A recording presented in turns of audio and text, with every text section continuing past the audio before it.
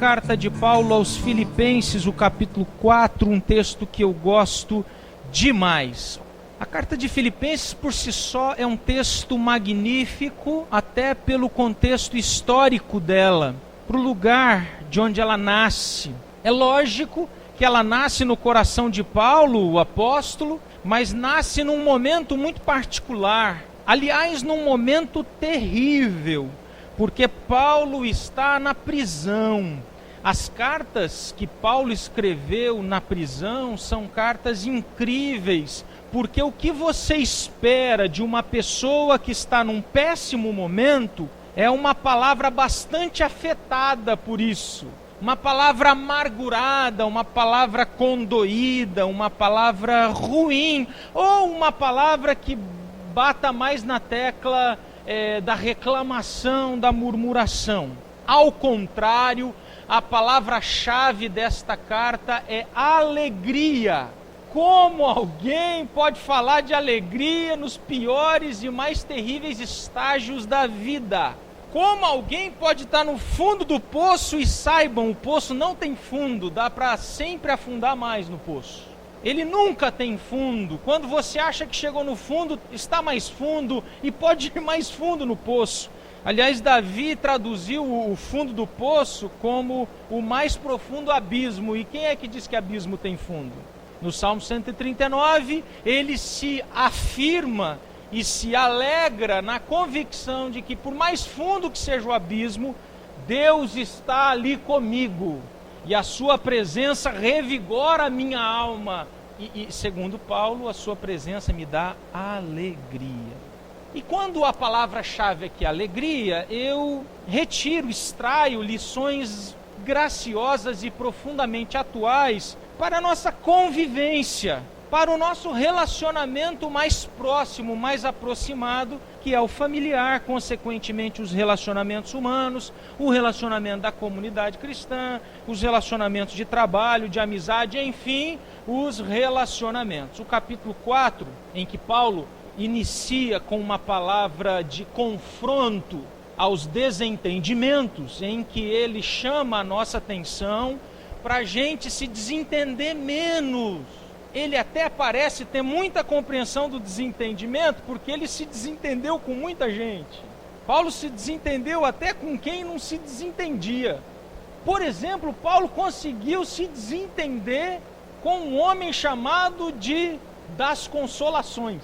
Ele conseguiu se desentender com um homem que era considerado de uma mansidão incomum. Sabe aquele coração mole, aquela gente boa? Era o Barnabé.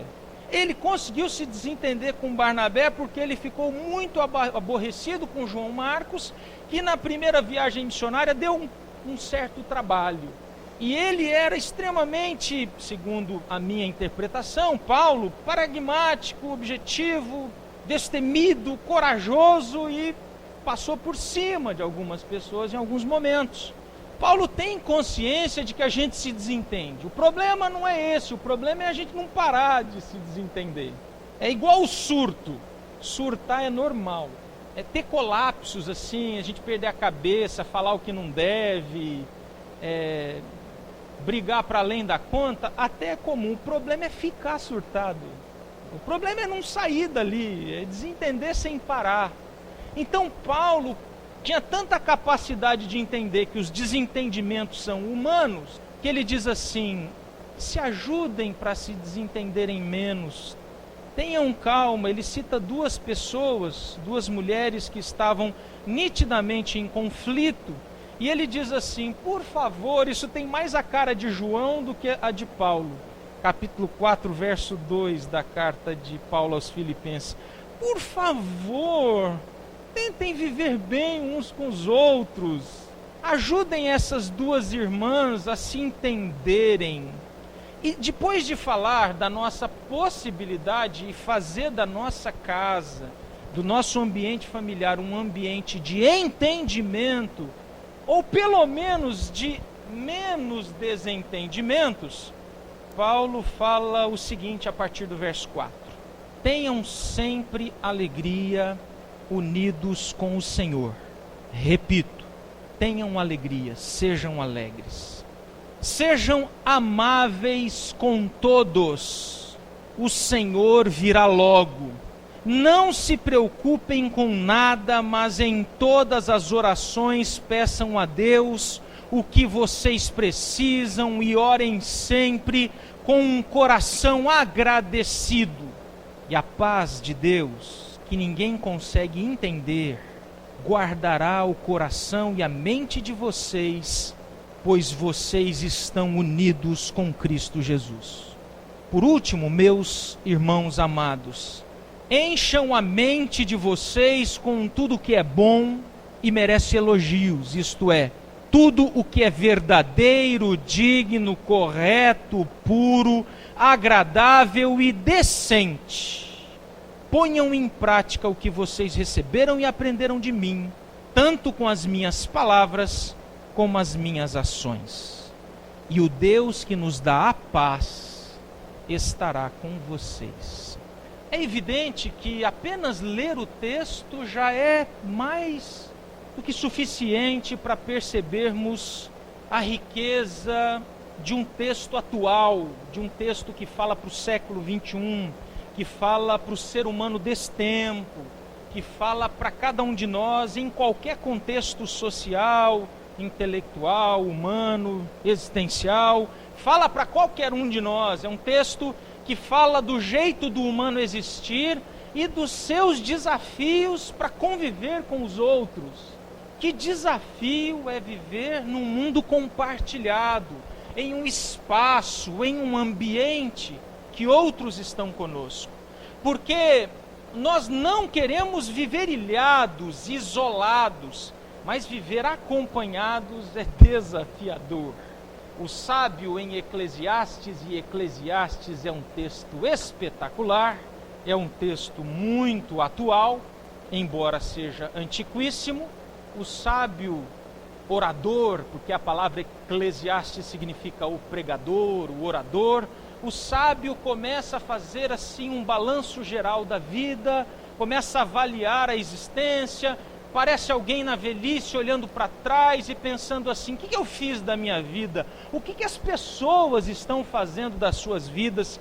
Que vida é essa que a gente vive? Por que a gente faz tantas bobagens? Por que a gente se perde tanto no meio do caminho? Por que insistimos em certos atalhos que no fundo a gente sabia onde ia dar?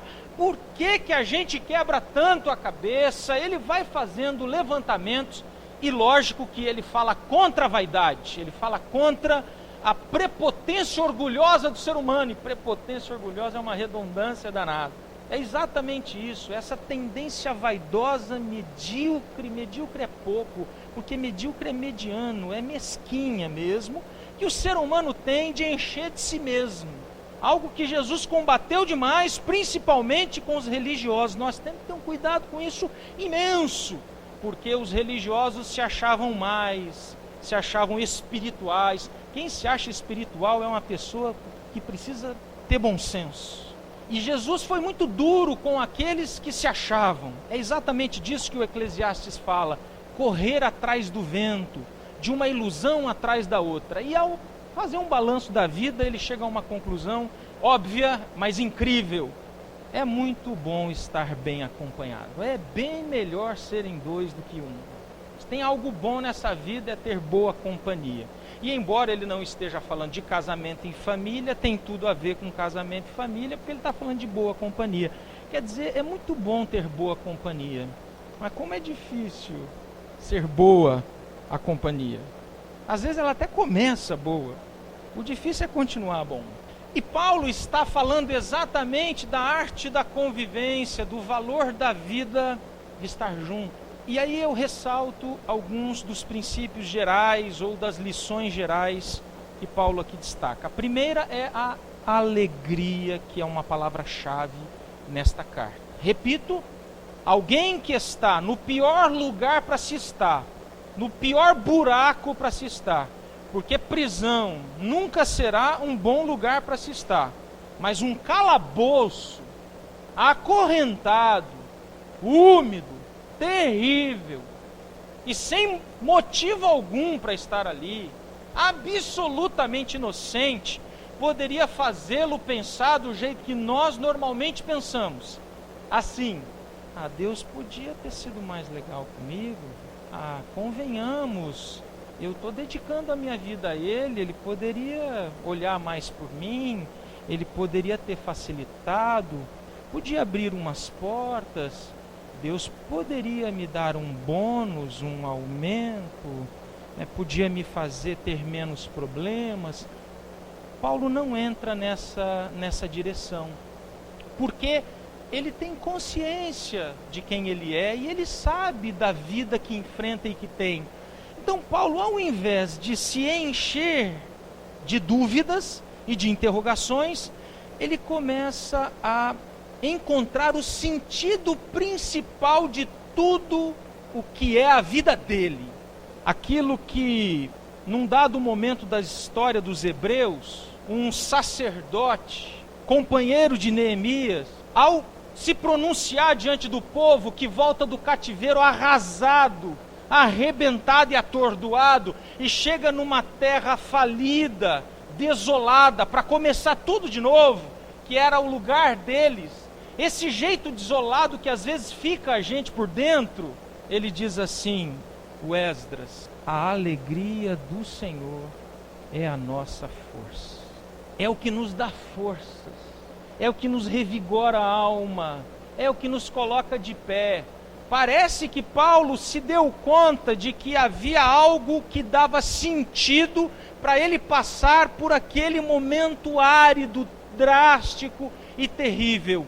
Ele estava bem acompanhado, ele estava amparado e havia uma força para além da capacidade humana dele. Porque se a alegria for um esforço nosso, e se a alegria depender do que a gente consegue, nós estamos perdidos. Mas a alegria que Paulo diz aos cristãos: fiquem alegres, se amparem nessa alegria, encontrem forças nessa alegria, é uma alegria que é possível tê-la mesmo no mais profundo abismo, porque ela nos dá forças para continuar. Ela existe, talvez ela esteja aí dentro, é que você está ocupado demais, batendo cabeça demais, reclamando demais, questionando demais, e não se dá conta de que tem algo dentro de você que te sustenta, que te ampara, que te fortalece, que não deixa a vida te consumir. As misericórdias do Senhor são a causa de não sermos consumidos, porque se for pela avalanche que vem contra nós, vai nos atropelar. Mas ele se ampara e diz assim: como cristão, para você poder conviver bem, você precisa entender o sentido do que te sustenta, do que te fortalece. É a alegria de Deus presente. A alegria do Senhor é a presença do Senhor, é a maior dádiva do cristianismo. A maior dádiva do cristianismo não é alguma coisa que Deus não nos deu ainda. Até parece que tem alguma coisa que Deus possa não nos ter dado. Se Ele nos deu Jesus, o que é que nós queremos mais? Um emprego melhor? Uma situação de vida melhor? Um jeitinho de se dar bem? Será que Jesus não basta para a gente? Será que o fato de Jesus ter dito na cruz assim: está consumado, eu cumpri toda a lei e o amor está derramado, ou seja, eu estarei com vocês todos os dias, não é suficiente? Para Paulo é, porque se Paulo fosse computar na ponta do lápis assim a situação atual, a situação não era boa. Tipo, se você colocar no papel a tua realidade, é normal se assustar. O dilema é quando a gente acha que isso é a nossa vida. É quando a gente não vê a vida para além disso. É quando a gente não percebe que há algo maior do que os nossos dilemas. Algo que nos sustenta, que nos ampara, que nos vivifica, que nos fortalece. A alegria do Senhor nos dá força.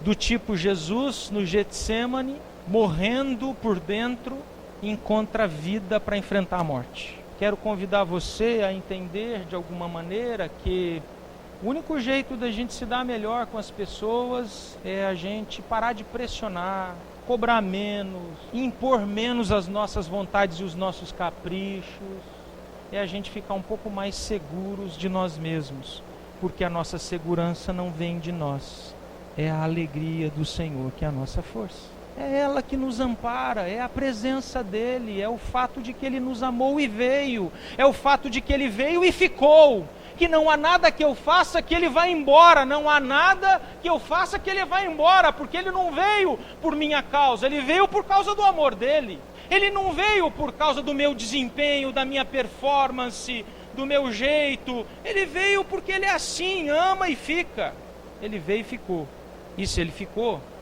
Ele nos ampara, e a alegria dEle nos sustenta. A alegria dEle nos sustenta. Sentir tristeza é mais do que normal, é necessário. Porque talvez alguns confundam que se Paulo está falando em alegria é porque ele negou a tristeza. É como se ele dissesse assim, eu não estou triste, eu sou de Deus. Bizarro, mentiroso. Todas as vezes que Paulo esteve abatido, ele falou do seu abatimento. Basta ler o livro dos Salmos que você verá as pessoas que se relacionavam com Deus e o abatimento delas claramente expresso naquilo que elas escreviam e diziam. Tristeza é uma realidade da vida humana, não tem como não nos abatermos. Não tem como escapar disso. A diferença é que a tristeza não é a base da nossa existência, é a alegria.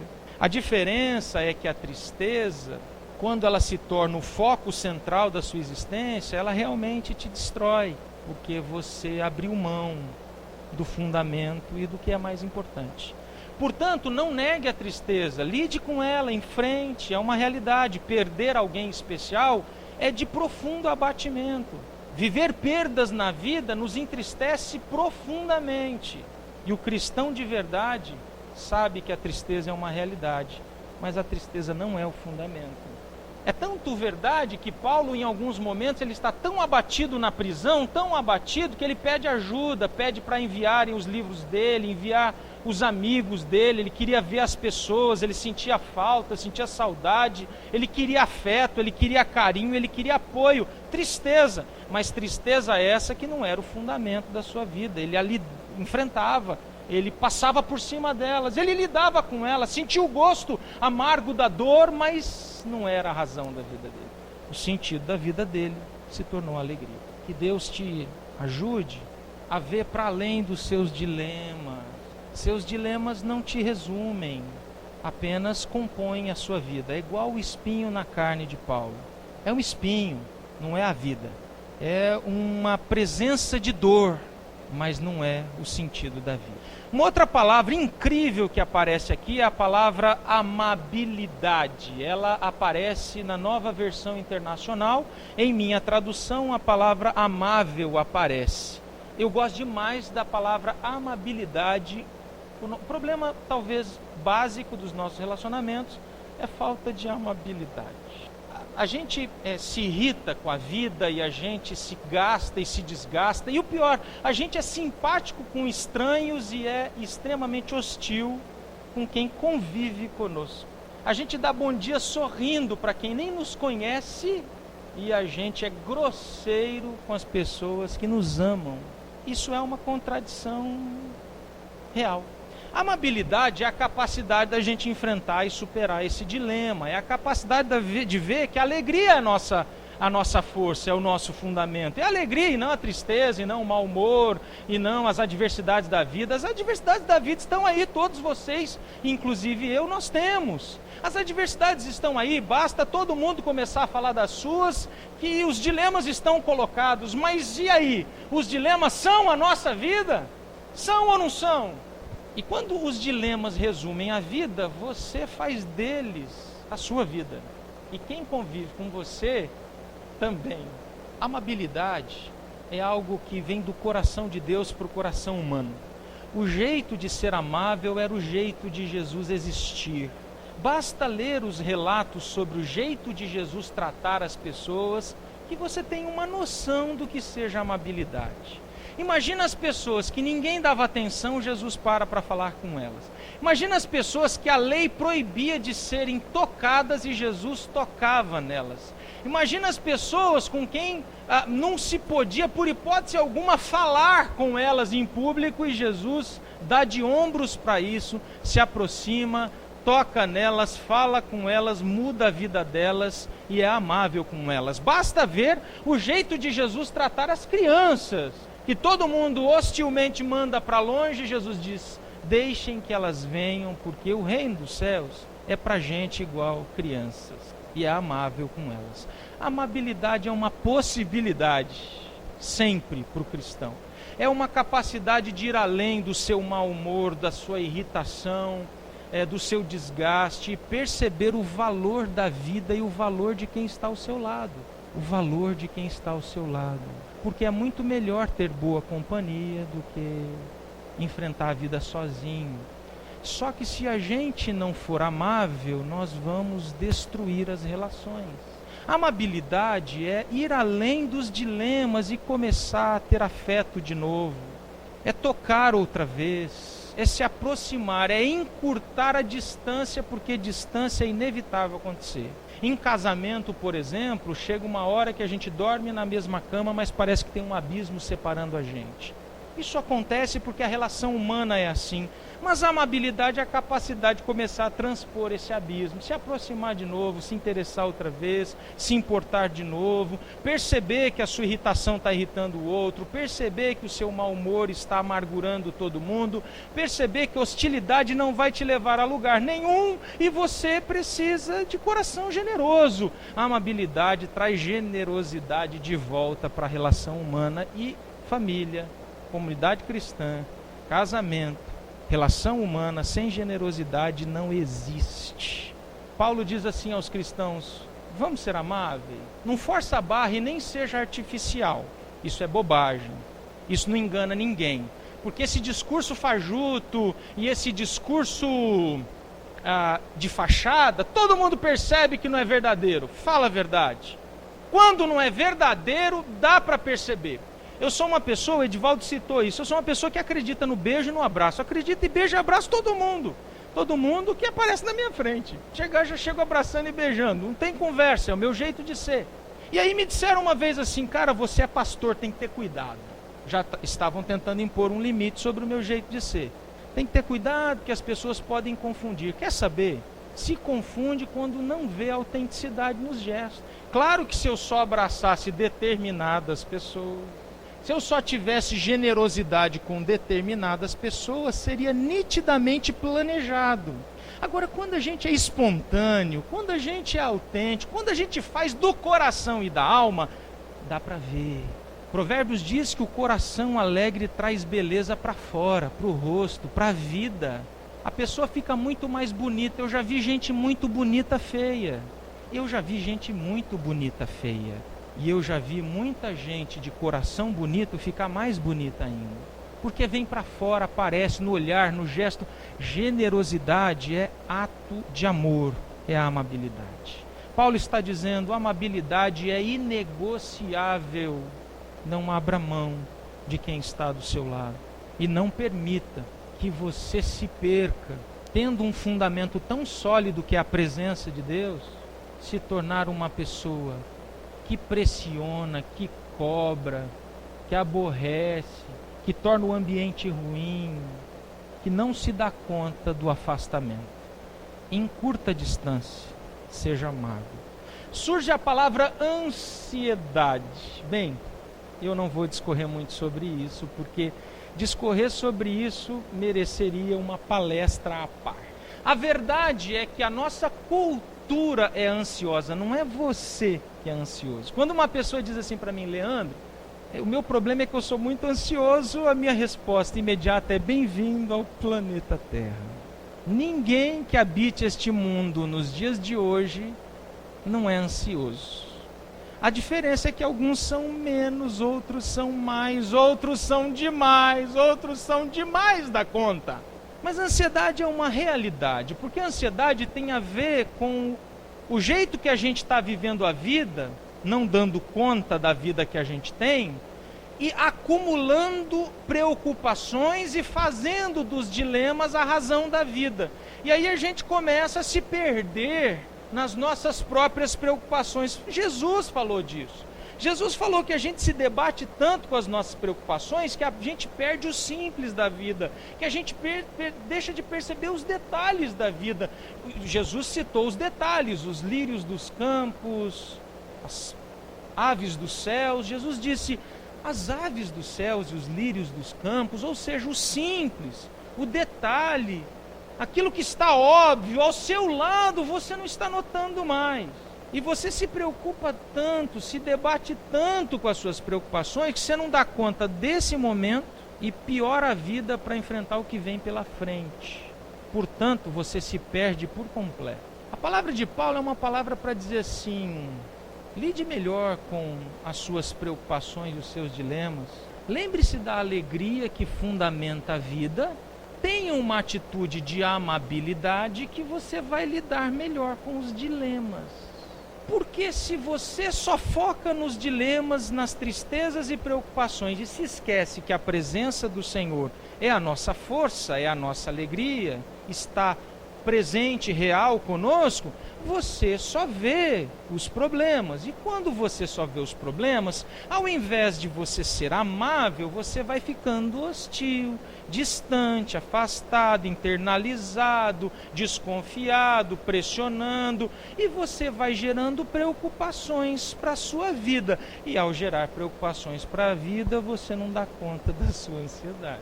E aí ele fala da oração sobre a ansiedade. Não é porque a oração é um método infalível que cura, ou a oração é a única resposta acerca disso.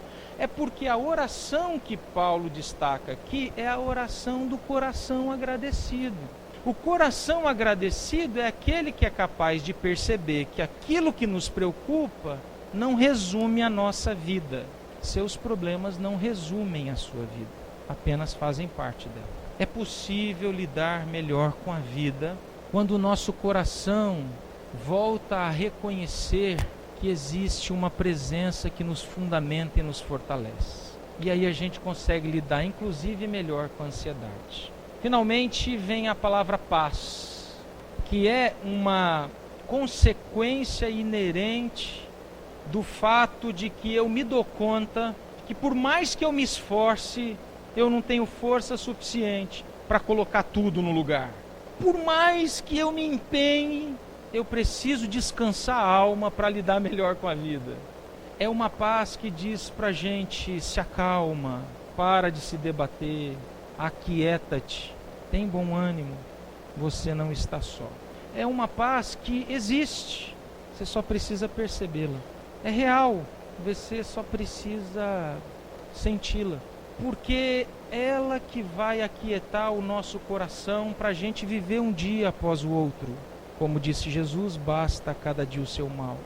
Para a gente enfrentar um problema após o outro, jogar tudo na mesa assusta. Enfrentar um dilema após o outro, nos erguer diante da vida, nos reafirmar diante da vida com paciência. Tudo nessa vida leva tempo para se fundamentar. Se você quer rapidez, esqueça, você vai ficar ansioso. Agora, se você quer algo verdadeiro, construa, semeie, tenha calma, tenha paciência. A presença de Deus pacifica o nosso coração. O melhor de Deus já está conosco. Ele nos deu Jesus, Ele nos deu a sua força, Ele nos deu sua alegria, Ele nos deu sua paz, paz que o mundo não pode dar. Portanto, revigore a sua alma na alegria do Senhor.